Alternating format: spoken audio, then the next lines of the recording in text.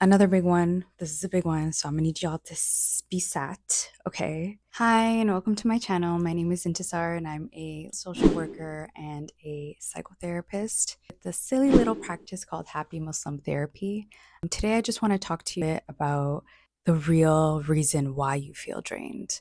Oftentimes, we find ourselves doing all the right things, like literally, you're doing everything right. So, why are you tired?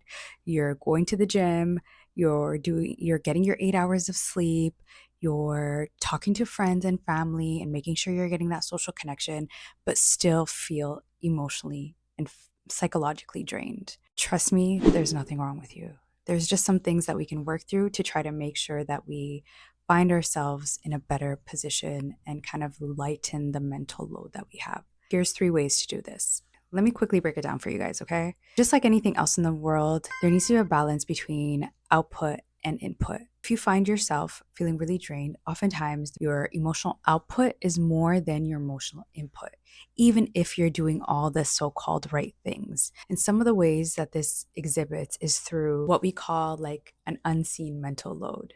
Always anticipating someone else's needs, trying to find out what's wrong before things kind of come out, and you're constantly in this state of problem solving, conflict resolution, even when those issues don't belong to you. Another way this showcases is through unspoken boundaries. So going against yourself and not self honoring. Let's just say, you had a long day, but a friend calls and says, "Hey, look, I really need to talk." You've already kind of filled out your emotional reserve for the day, but for the sake of the fact that you want to support this friend, you're now saying, "Okay, what's up? Talk to me." That lack of assertiveness and being able to set boundaries and saying something like, "You know what, let me call you back tomorrow and maybe we can deep dive in a little bit further." Still honoring yourself, but also honoring the other individual. There's this innate fear of trying to protect other people when in fact you're not respecting or honoring your own emotional boundaries. Sometimes this can even be difficult when they're your own children or your siblings or your family members. It makes the situation even more complex. Another big one. This is a big one, so I'm gonna need y'all to be sat. Okay. This is self criticism. So, what is your internal dialogue, your voice saying to you? Sometimes it says things like, "You're not doing enough. You need to do more. You're not putting enough work in. You're not a good mom. You're not a good sister. You're not a good worker." Okay. So, we've heard it all, and thoughts are normal. But when it sticks to you, and you don't kind of let it float away, we need to talk.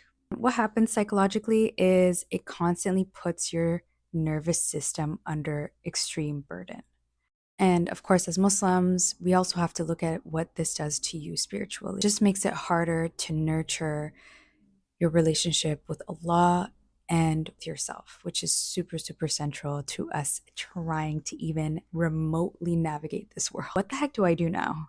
The truth is, your body starts to whisper before it screams. So you need to start noticing what's happening in your body. Maybe it's headaches, maybe it's feeling numbness, maybe it's brain fog. More difficult ones is like starting to resent the people around you. Once you start to notice these earlier signs, then you can start to pause, reflect, and redirect. So there's a concept here that we like to call micro boundaries. Not all boundaries need to be super dramatic, okay? We don't need to be like, "You're cut, you're done." We could start to use boundaries on a smaller scale so that we can show up to the people that we care about in a more sustainable way. What exactly can that look like? Okay, maybe it's you sit in your car for extra 5 minutes after your kids go inside the house and just be, right? That can allow you to say, "Okay, you guys do your thing for 5 minutes. Do whatever you need to do. I need this time for me. I got to put me first." Another one, which can be a little controversial, but I'm going to just say it. You don't need to respond to every single text message that comes in. You can delay messages, even those that are seemingly important to answer. Delay it until you're ready to face it. Ultimately, just check in with yourself before engaging with, the people around us. Another thing that you could do is really anchor in stillness. So, not just sitting with yourself, but doing something that will be of benefit while you're in that state of stillness so that you come out of it feeling enlightened. A really great way of doing that is through dhikr, through dua.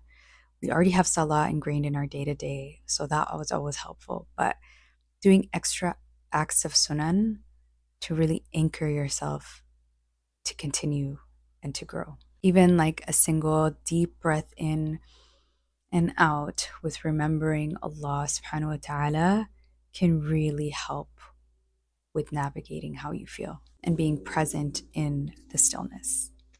So I worked with a lot of people that didn't even recognize the exhaustion until the body was screaming at them. It wasn't necessarily in a space where they were able to recognize it at early stages. So these are really important tips for us. Systems are not made for people that look like us or people of color.